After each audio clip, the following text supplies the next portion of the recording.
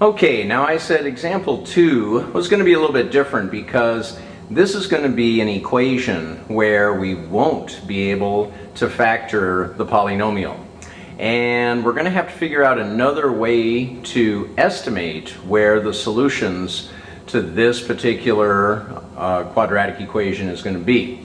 So first of all, we have to remember, since we're going to graph this anyway, let's go ahead and go back to our regular routine of first using our little formula x equals negative b over 2a to find the x coordinate of the vertex. Of course, we do that in this one. The b is 9, the a is 1, so we put it in our formula. Negative b over 2a is negative 9 over 2 times 1, which of course is negative 9 halves or negative 4 1/2.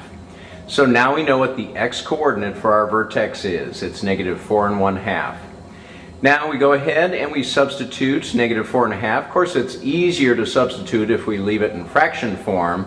So as you can see, I left it as negative 9 halves and substituted that back into the original problem so we can figure out what the y coordinate of the vertex is.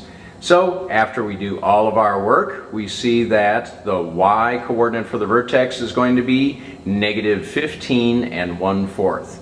That's what we get when we have 81/4 minus 162/4 plus 20/4. It gives us negative 61/4, but I changed it into a mixed number just to make it a little bit easier to graph.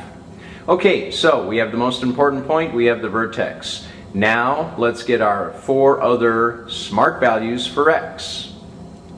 As you can see, I've taken the next 2 x values that are going to be sitting to the right or on the positive side of the vertex, and the next 2 x's to the right of negative 4 1/2 will be negative 4 and negative 3. Then I took the next 2 x values sitting to the left of the vertex, and the next 2 x values sitting to the left of negative 4 1/2 will be negative 5 and negative 6. Now, after substituting the x values into our original problem, we get our y coordinates for the remaining 4 points that we're going to graph to find where our parabola is. So you can see that the ordered pairs we're going to graph are negative 6, negative 13, negative 5, negative 15, the vertex, of course, at negative 4 1/2, negative 15 1/4, negative 4, negative 15, and negative 3, negative 13. So let's go over to the graph and see what our parabola looks like. As you can see from this long distance view of our parabola that, wow, our parabola is really starting far down in the negatives, isn't it? Let me zoom on in here so you can see exactly where the 5 points are. Okay, so we can see where our parabola is sitting, but if we back off a little bit and we take a look at where the additional 2 points are supposed to be. Remember, in this section, we don't want just 5 points graphed, we want 7 points graphed. We want the 2 solutions, if the equation does indeed have 2 solutions. Now, those 2 solutions, or roots or zeros, will be the 2 points where our parabola intersects the x-axis.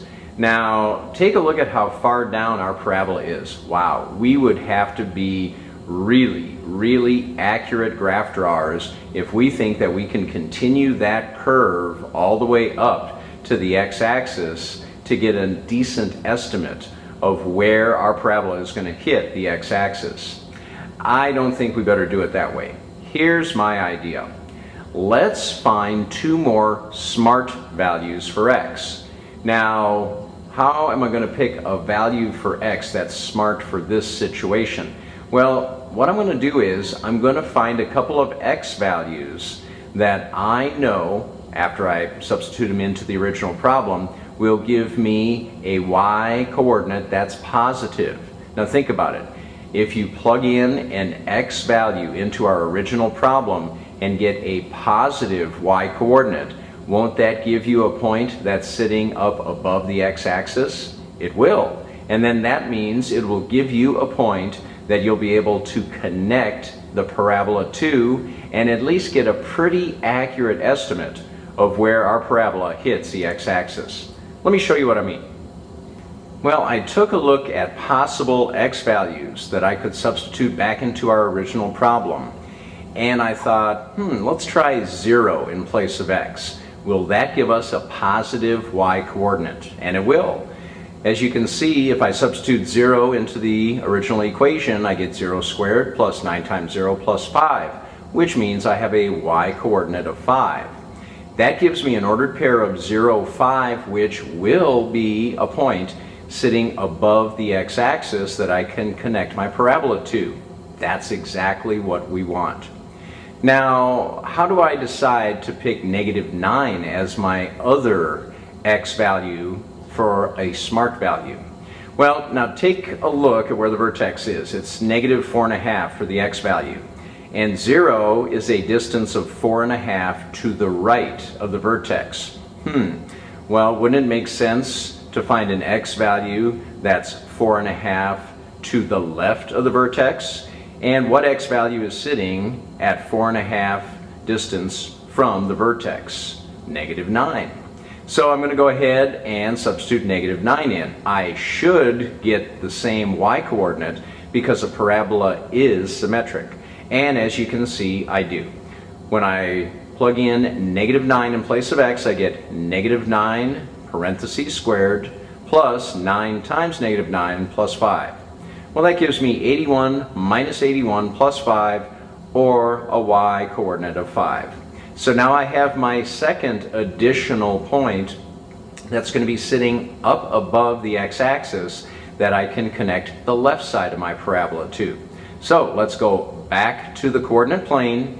Let's put in these additional 2 points, and let's take a look at what our parabola looks like now. Well, as you can see, I put the 2 new points on the coordinate plane, -9, 5 and 0, 5, and then connected our parabola to these 2 new points. Now, as you can see, this allows us to check out where our parabola would hit the x-axis a little more accurately. So I've extended the parabola, I've connected it with the 2 new points, and then I take a look at where the parabola hits the x-axis. Well, on the left side, the parabola looks like it's hitting the x-axis somewhere between -9 and -8. Now, since I can't be absolutely sure where the x-intercept is using this method, because remember we couldn't factor our original equation, all I can do is let everyone know that the x-intercept, which is our solution, is somewhere in between -9 and -8. Now, how do I do that? With an inequality. Just below where it says x-intercept, notice that I've written that x is greater than -9 and less than -8. That's how you want to write these estimation solutions. You let everyone know about where the solution is on the x-axis. So on the right side, you can see that the x-intercept is in between -1 and 0 on the x-axis. So I've written my inequality as x is greater than -1 and less than 0. So now you know how to do the really tough parabola graphs. Now I have one more example that I'm going to show you, and it's going to be a problem where there are no solutions. Sound tough? Nah, it's really the easiest of all of them. Let me show you. Okay, here we have example number 3, and this one is going to end up being a quadratic function that has no solution. Okay, how do we know that? Well, we don't yet. So we're going to make sure we go through our procedure just like we always do and graph it first. And the first part of graphing a parabola is to find the x-coordinate of the vertex. So again, we're going to use our little formula. The x-coordinate equals -b over 2a. And in this particular problem, b is equal to 2, a is equal to 1. So when we substitute it into our formula, we find that we're going to have a vertex with an x-coordinate of -1.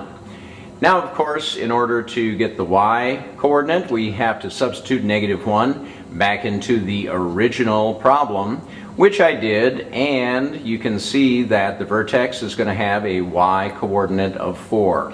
So now we have the correct ordered pair for our vertex, -1, 4.